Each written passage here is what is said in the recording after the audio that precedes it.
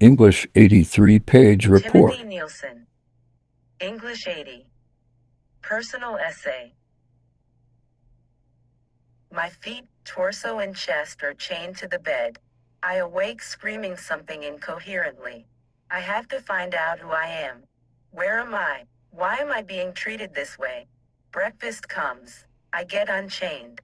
5 minutes to eat, then back in chains. Laying there for hours on end. A 4-inch foam mattress and cold steel. Sometimes I say the right things and get a reprieve of rags under my arms so the chains don't burn anymore. Other days I get my fingers smashed and head hit into the wall. I don't really know who I am or where I am. I have moments of clarity, but they are like a fleeting wind. How can people do this? Lunchtime. I don't want to eat, so I fake being asleep. Maybe they will go away. I make up stories to cope. I close my eyes and scream to a 911 operator who is just in my imagination. I must be in a car accident and the chains could be an engine smashed into my body. I get no response. Days turn into weeks. More of the same treatment. When I finally get unchained, I am almost always taken to the chair. The chair is not so bad when you are actually in it. It's when they beat you up and slam you down in the chair that hurts. I was restrained by my hands, feet, and chest.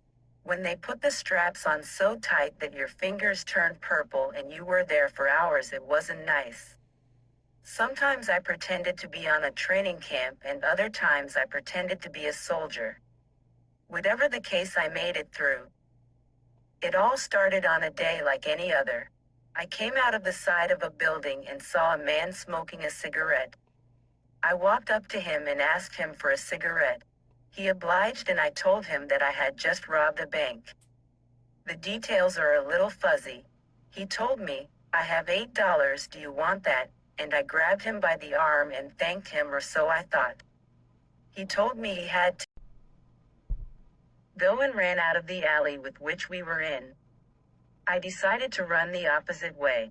I ended up going into Scooter's coffee shop and getting a cookie and coffee with 6 of the $8. Then I left Scooter's and walked over to Banana Republic. They were not opened yet. I saw a worker in there and tapped on the window and flashed my $2 quickly to indicate I wanted to buy something. They decided to open the doors to me. I tried on a suit and shoes. I didn't have the money to pay for them, but I told them that my commanding officer would appreciate their hospitality. They had to bring the money drawers out and I hadn't paid, so I changed my clothes and left. I walked outside and sat on the bench with which another gentleman was sitting at. I put my coffee and cookie from Scooter's on the table. He is on his phone. I ask him if I can use it. He says okay. Just then I heard someone yell, "Put the phone down and get down on the ground." Within moments I have a knee in my back and am handcuffed and put into an armored vehicle. I have really no idea what is going on. I really never robbed a bank, I just told that guy with the cigarette that.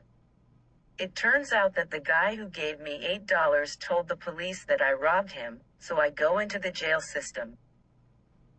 It all started when I was about 15. I was put on medication and told I had mental illness. This, of course, I didn't believe and never really told the truth to the psychiatrists I saw. I wouldn't take my medication on a regular basis either. I didn't need medication. I could do without it. This progression kept going on for years. It wasn't until after being treated at a psychiatric hospital after the chair and chains incidents that I came to the point in my life where I had had enough. I started on medication. I started talking with the psychiatrist I had been assigned. It wasn't until 4 months in the psychiatric hospital that I accepted the fact I had a mental illness. It was a profound point in my life. It only took me 17 years to deal with it. I have now had a stable job for 1 year and 7 months. I have had my own vehicle for a year and a half, and an apartment for 7 months. I see a psychiatrist on a regular basis. I'm open with her and I take medication daily, which helps my mental stability.